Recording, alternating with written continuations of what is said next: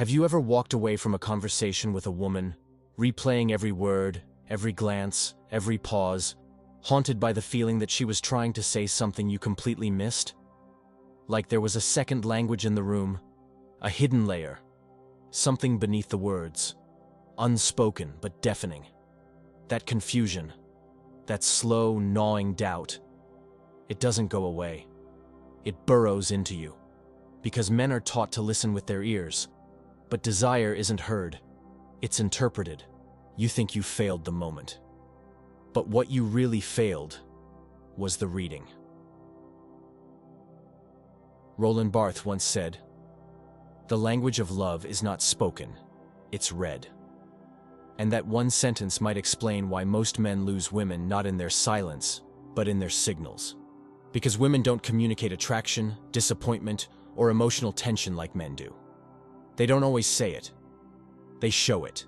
And if you can't read the signs, you end up reacting to the surface, while the real meaning sinks below your understanding. What she wears, how she looks at you without looking at you, the moment she laughs, just a bit too loudly, the way she touches her own neck while asking you a question. These aren't coincidences.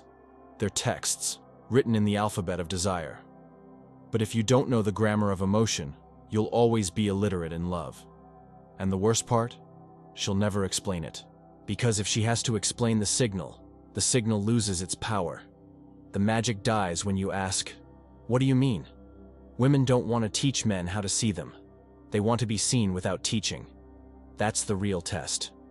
The modern man fails this test because he's searching for clarity in a language built on ambiguity.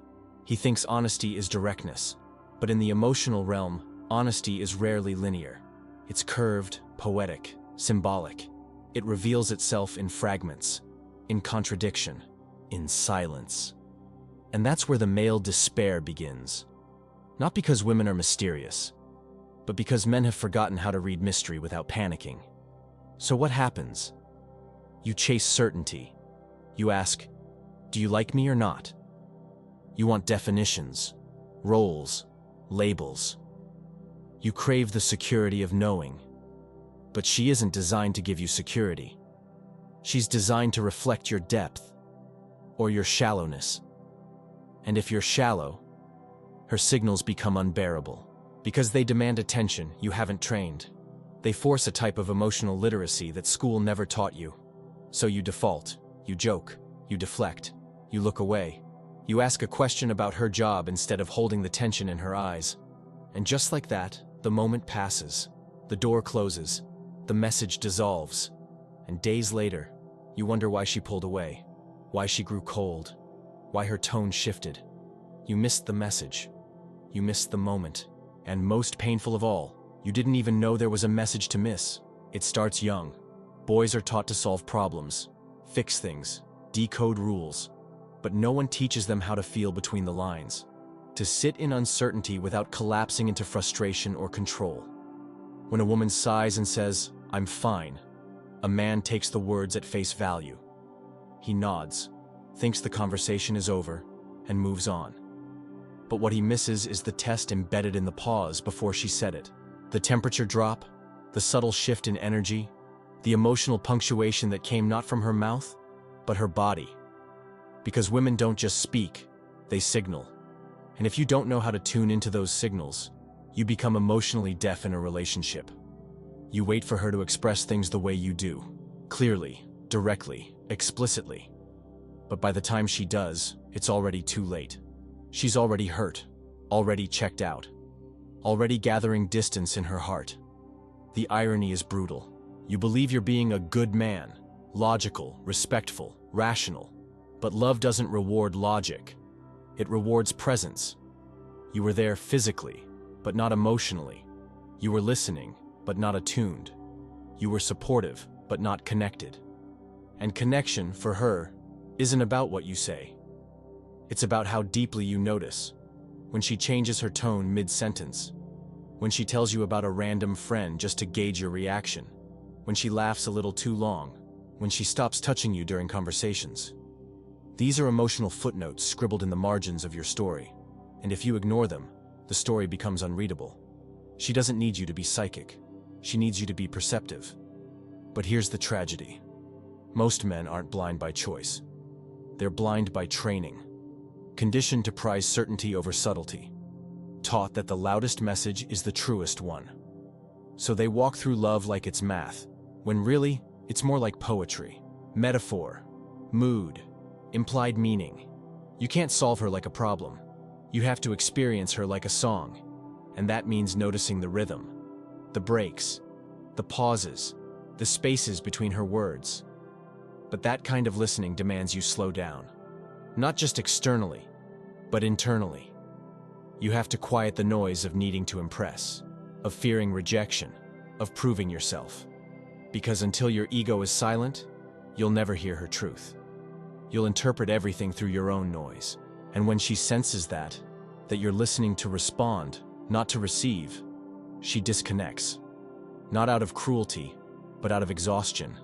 Because women don't just want to be heard, they want to be understood without asking. So what happens? You start to misread everything. You think her silence is just moodiness. You think her distance is a puzzle you must fix. You start asking the wrong questions. Did I do something wrong? Or, how can I cheer her up? As if she's a broken machine. But she isn't broken. She's unread.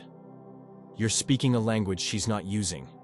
She's writing poetry in glances, pauses, gestures, and you're waiting for subtitles. This is what Barthes meant. The language of love is not spoken, it's read. And to read, you must slow down. You must silence the ego that wants control. You must stop thinking love is a transaction, where attention is currency and affection is reward. Because love is not logical, it's symbolic. A woman might say, "I'm fine," and mean, "I don't feel safe to tell you what I really feel." She might lean away slightly when you touch her, not because she doesn't love you, but because she's afraid you're touching her to quiet your own fear.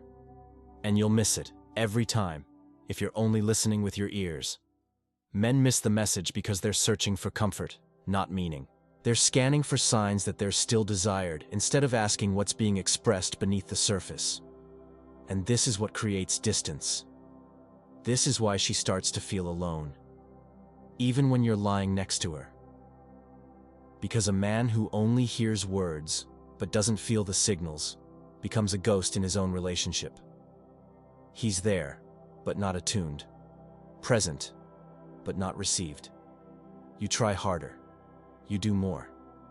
You bring gifts, make plans, say the right things, but the message still doesn't land. Because you're doing love. She wants you to feel it. And that terrifies you. Because to feel means you'll have to enter her emotional world. And maybe lose your sense of control. Maybe feel what you've spent your whole life trying to avoid, your own vulnerability, your own hunger to be seen. Not just thanked, your own ache to be understood without having to explain. Do you feel that too? That panic in your chest when you realize she's drifting, and you don't know why? That voice inside that whispers, "You're failing," but you don't even know the test. Tell me in the comments. I want to read your confusion. I want to hear what you've never had space to say. This silence we keep as men, it's killing intimacy. It's killing love. Because no one teaches us that communication in love is more about resonance than reason. That it's not about proving your worth, but perceiving her truth. That sometimes the deepest act of love is not to speak, but to witness. To sit in her silence without fear. To notice what she doesn't say, and hold space for it. That's the kind of man she aches for. Not the solver, not the fixer, but the reader. And maybe you've never been taught to read. Maybe no one looked at your pain and said, "That means something." Maybe you were told to move on, man up, don't dwell. But now you're in a relationship where the things you were trained to ignore are the things she's begging you to notice. So you're trying to build a bridge with tools designed for walls. You're speaking code and she's writing poetry. And every day you drift further apart. But here's the revelation most men never reach. She's not testing your logic. She's testing your depth. She wants to know, can you sit with what's unsaid? Can you feel without fixing? Can you notice without needing instruction? That's the real test. That's the message under every mixed signal, under every withdrawn look, every "I'm fine" that stings like a scream. And you fail. Not because you're weak, but because you were never taught how to feel safely. You were raised in a culture that handed you armor instead of awareness. That told you love was a performance, not a perception. That real men take action, so you act instead of attune. You push forward when what she needs is for you to pause, to sense, to read. You think she wants the solution, but what she really wants is to be seen in the problem. She's speaking with her body, her rhythm, her subtle withdrawal, and if you can't read it, she begins to carry the entire emotional weight of the relationship alone. That's when she starts to fade. That's when she says things like, "I don't feel connected to you anymore." And you're shocked, because you were there the whole time, physically. But you weren't there in the way that mattered. And this is the despair of men in love. They show up, they give, they sacrifice, and still feel unchosen. Because they never learned the language of presence. They never understood that love isn't just given, it must be understood. And understanding doesn't happen through logic. It happens through attention, through empathy, through silence that listens louder than words. You can't fill the void by doing more. You fill it by being more honest, more present, more emotionally literate, not to perform, but to perceive. Not to win her back, but to finally show up for real, for the first time. And yes, that's scary.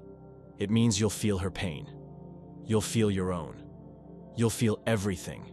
But that's the price of love. And the reward is truth. So stop asking what she wants from you.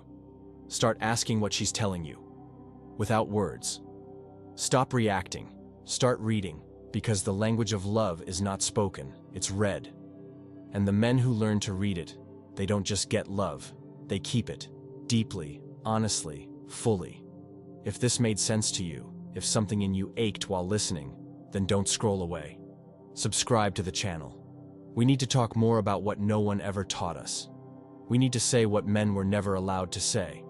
And we need to learn the language, before it's too late. You're not alone in this. And that feeling in your chest right now, that quiet realization, that's the beginning of everything.